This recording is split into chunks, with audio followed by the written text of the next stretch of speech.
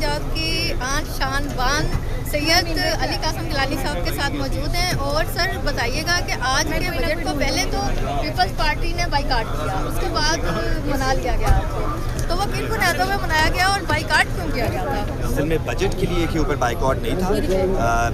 Pakistan Peoples party کے جو chairman ہیں بلاول بھٹو زرداری, ان کو گلگت بلتستان کے الیکشن کے حوالے سے تحفظات تھے جو کہ جو ڈپٹی پرائم منسٹر ہیں انہوں نے ان کے چیمبر میں آ کے ان کے تحفظات دور کیے اور ان کو کہا کہ بجٹ سپیچ کے فوری بعد ہم آپ کے ساتھ آپ کے تمام جو تحفظات ہیں وہ دور کریں گے, جس کے بعد پاکستان پیپلز پارٹی کے چیئرمین بلاول بھٹو زرداری صاحب نے خود بھی آ کے بجٹ سپیچ سنی ہے. ہم امید کرتے ہیں کہ ہم جو پارٹی کے جو تحفظات ہیں جی بی کے حوالے سے وہ دور کر دیے جائیں گے. اور جہاں تک بجٹ کا سوال ہے, بجٹ میں کچھ پازیٹیوز کچھ نیگیٹیوز دیکھے ہیں ہم نے. بجٹ بہت بڑا ڈاکیومنٹ ہوتا ہے, اس کو اسٹڈی کرنے میں تھوڑا ٹائم بھی لگے گا. انشاءاللہ کل آپ کے ساتھ ڈیٹیل میں بھی بات کریں گے, لیکن جو فرسٹ انسٹنکٹ ہے بجٹ کے حوالے سے وہ یہی ہے کہ سیلریڈ کلاس کو جو پچھلے کئی سالوں سے جن کے اوپر بہت بھاری بوجھ تھا وہ کم ہوا ہے, ان کے سلیبس کم کیے گئے ہیں. اس کے علاوہ فیڈرل ایکسائز ڈیوٹی میں کمی آئی ہے. اس کے علاوہ جہاں تک ایگریکلچر, کیونکہ ہم ایک زرعی ملک ہے اور ہم ایک زرعی علاقے سے آئے ہیں, تو مجھے یہ دیکھ کے بڑا افسوس ہوا کہ زراعت کے لیے اور فارمرز کے لیے اس بجٹ میں کوئی نیا پیکج نہیں تھا.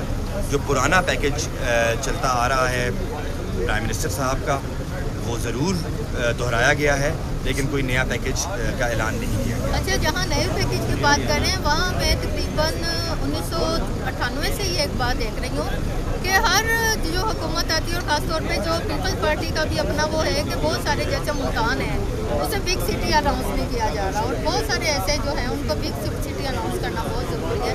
اس کے حوالے سے آپ کا کیا کہتے ہیں؟ یہ تو بہت زبردست آپ نے بات کی ہے.